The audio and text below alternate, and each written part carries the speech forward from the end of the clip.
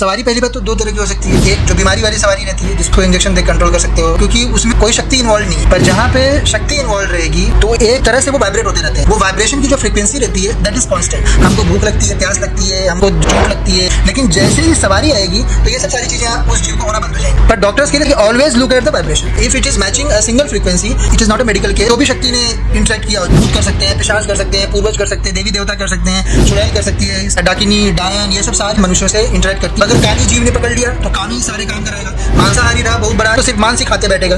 लोगों को प्रताड़ना करने का रहा तो लोगों को प्रताड़ित करते बैठेगा। सवारी में क्या होता है कि जो जीव है वो जीव पीछे चला जाता है। जो हमारा जिफी स्टर्नम होता है, जिसे स्टर्नम बोन बोलते हैं, उस बोन के पीछे पारलौकिक जगत में सॉकेट रहता है। उसी सॉकेट में हमारा जीव बैठता है जो मूल आत्मा है जीव की, और वहां से वो 114 रेखाओं में हमारे शरीर को संचालित करता है हमारा जीव। तो जैसे ही दूसरी शक्ति एंटर होती है, वो आपकी उंगलियों से एंटर कर सकती है, आपके पैर से एंटर कर सकती है, आपकी गुह्य मार्ग यानी कि आपके एनस से जो है शक्ति एंटर कर सकती है, आपके लिंग से शक्ति एंटर कर सकती है। और जैसे ही उसने 114 चक्रों में अपना प्रकाश डाला, पूरी तरह से उसने जकड़ लिया, उसी अवस्था को आप बोलते हो कि सवारी आ गई। फिर वो वाइब्रेट करना शुरू कर देगा, एकदम से इधर उधर झटकना, हाथ फेंकना, सिर फेंकना, because this is a new experience for him. Faster लग जाता है या फिर किसी को पैरालिसिस हो जाता है, कोई कोमा में चले जाता है, तो उसके बाद जब किसी पार्ट का यूज ना हो तो उसकी मेमोरी आत्मा से चली जाती है। देवी देवताओं की सवारी लोगों पे आती है, लेकिन कई लोगों का कहना है कि एक आम मनुष्य के ऊपर देवी देवताओं की सवारी कैसे आ सकती है? अगर किसी जीव ने पूर्व जन्म में किसी देवता की साधना की है, उस देवता को उसने प्रत्यक्ष किया होगा, तो उसका अगर पुनर्जन्म होता है तो वो सिद्धि कंटिन्यू रहती है। जो इंटरेक्शन होता है वो देवता के नाम पे देवता के तुल्य जो शक्तियां रहती हैं वो करती हैं, उनके सेवक सेविकाएं जो रहते हैं वो करते हैं। कोई बोला मेरे पर हनुमान जी की सवारी आ रही है, तो हनुमान जी नहीं रहते, वो रहते हैं हनुमान जी के दूत भी है। कोई बोलेगा कि मैंने शिव जी को सिद्ध कर लिया, शिव जी को कोई सिद्ध नहीं कर सकता, वो शिव जी के गण रहते हैं। कोई बोलेगा मुझे देवी की सवारी आ रही है, तो प्रत्येक देवी की यक्षिणी रहती है, योगिनी रहती है, सेविकाएं रहती हैं, उनमें से किसी की भी सवारी इस जन्म में पुनः उनके साथ आ सकता है। जितनी क्षमता इष्ट में है वही क्षमता उस सेवक शक्ति में होती है। जो लॉजिकल माइंडसेट वाले लोग हैं, एजुकेटेड फोक्स हैं, उनका ये कहना रहता है कि हमारे ऊपर क्यों नहीं आती है, गांव वाले या थोड़े जो अनएजुकेटेड लोग हैं उनके ऊपर ज्यादा आती है। आध्यात्मिक स्तर रहता है वो 3 स्तर में कॉस्मिक दृष्टि से देखा जाता है। सबसे नीचे होते हैं लॉजिकल लोग, कुछ ही जन्म हुए, 1 2 3 4 जन्म हुए उनके हुए हैं। दूसरे नंबर पे आते हैं बिलीवर, अपने से परे किसी अन्य चीज पर विश्वास करते हैं। जो सबसे टॉप पे रहते हैं, जिनका आध्यात्मिक उत्थान अच्छा हो जाता है, they are called the spiritual people. जैसे आपके गुरु हो गए, वेददर्शी ऋषि थे हमारे, जो साधना करते हैं देवताओं को प्रत्यक्ष करने के लिए। लॉजिकल लोगों को क्यों एक्सपीरियंस नहीं होता है? क्योंकि उन्हें पहले बिलीवर बनना पड़ेगा। तो आपको आज से ही शुरू करना पड़ेगा, तब जाके आप भविष्य में बिलीवर बनेंगे, और बिलीवर बनने के बाद कुछ जब बिलीवर बन के दिखाओगे, और उसके बाद फिर स्पिरिचुअल स्टेटस में जब आप जाओगे तब जाके आपको प्रूफ मिलता है उसका। आध्यात्म जो है वो विज्ञान का विषय ही नहीं है। जैसे जीव के 11 जन्म होते हैं, तो उन 11 जन्मों में से पहले के 4 जन्म तो आपके पूरी तरह से व्यर्थ जाने वाले हैं 4 बार बनने में।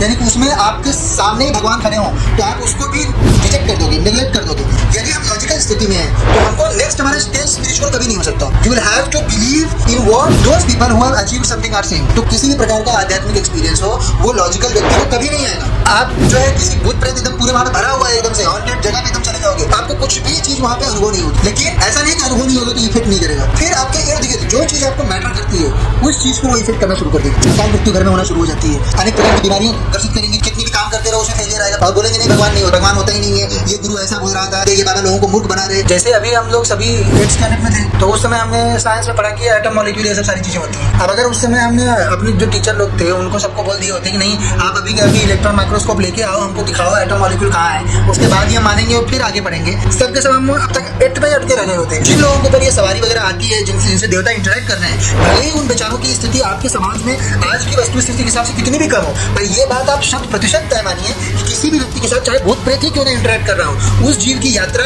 ऐसे जीव से काफी आगे है जिससे कि कोई भी शक्ति इंटरेक्ट नहीं कर रही है। तो इसकी तो पूरी गाढ़ बात लीजिए कि आप अभी पीछे हो, वो आगे चल रहा है जीव आपसे, तो आप उस पर हंसने का या फिर उसका मजाक उड़ाने का इसका आपको कोई अधिकार ही नहीं है। वो तो आपका गुरु है पहले ही। स्पिरिचुअल स्टेटस था बहुत कम जीवों को जाना पड़ता है, ज्यादातर जीवों को मोक्ष बिलीवर स्टेट में ही प्राप्त हो जाता है। बहुत सिलेक्टेड जीव होते हैं जिनको की देवता का प्रत्यक्ष दर्शन होता है, बाकी सबको हजारों मार्ग बने हुए। जैसे आप गुरु परंपराएं देख रहे हो जो चतुर्भौतिक है, यानी कि जिनको जल में प्रवाहित किया गया, जिनको जमीन में गाड़ा गया, ऐसे जो जीव है मृत्यु के पश्चात वो मानव शरीर धारण करके आ सकते हैं। वो जितने लोगों को चाहेंगे उतने लोगों को दिखाई देंगे। पति को वो बाहर निकाल देगा, पति से दूर रखेगा तो वो तुरंत उसका रूप लेके आ जाएगा, चाहे वो पड़ोसी हो, घर का व्यक्ति हो। आत्मा यहीं खड़ी रहेगी। अगर मेरी थर्ड आई जागृत है तो आत्मा मुझे दिखती रहेगी, वो आपको दिखानी चाहती है तो आपको दिखती रहेगी। पर अगर जितने भी बाकी अन्य लोग हैं उनको किसी किसी को दिखाई नहीं देगी। और या फिर अपने आप को आप इतना ऊपर उठा लो, आप अपने सभी चक्रों को जागृत करके आप उसको देख लो, उनको मैं दिखा नहीं सकता। अब कुछ लोगों को देवता दिखाई देने लगते हैं सीधे सीधे, जो जैसी स्थिति हो देवता खड़े रहेंगे दिखाई देंगे, कुछ को केवल महक आएगी, कुछ को केवल घंटियों की आवाज सुनाई देगी, कुछ को केवल पायल की आवाज सुनाई देगी देवियों के चलने। तो आप जिस प्रकार के आध्यात्मिक स्तर पे हो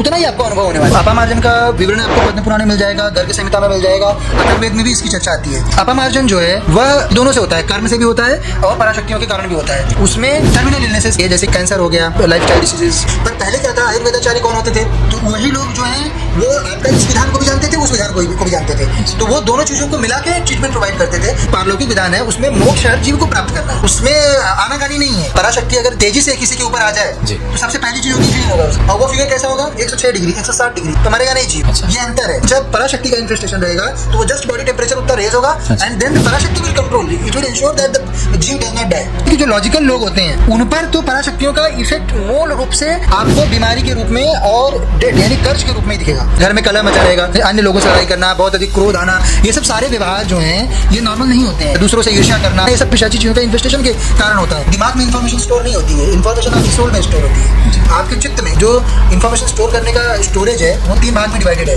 आपके दिमाग में स्टोर होता है कुछ इन्फॉर्मेशन, उसमें long term short term memory वगैरह है। कुछ इन्फॉर्मेशन आपके मन में स्टोर रहती है और जो इन्फॉर्मेशन बहुत ज्यादा इम्पैक्टफुल रहती है, जो आपको अगले जन्म में लेके जाना है, वो सारा आपके चित्त में स्टोर रहता है। तो जैसे भाषा जो है, उसकी प्रवृत्ति, उसके पूजा पाठ का ढंग, उसके देवता, उसके परिवार, ये सब सारी इन्फॉर्मेशन आपके मन में रहती है। जो भाषा वो जीव मृत्यु से पहले बोलता था, वो जब शरीर लेगा किसी के भीतर सवारी बन के, तो वो भाषा बोल भी सकता है, लिख भी सकता है उस भाषा को।